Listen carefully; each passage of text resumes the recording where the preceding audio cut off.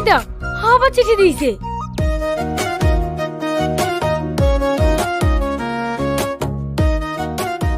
এই, কাউকে তো দেখতে পাসনি, চিঠিটা কে দিল? এই, ওই দেখ একটা ছেলে যাচ্ছে, ওই ছেলেটা দিল না তো? হেই, ও তো আমাদের কলেজে পড়ে। ছেলেটার নাম কি বেশ, হ্যাঁ সামাদ না? রাইট, এবার বুঝতে পেরেছি, ওই সাম্মাদি তোকে চিঠি দেয়।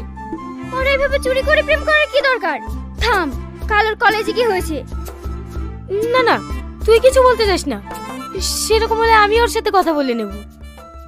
ঠিক আছে, যেটা ভালো বুঝিস সেটা করিস। এবার চিঠিটা তো খোল, দেখি তোর পাগল প্রেমিক কি লিখেছে।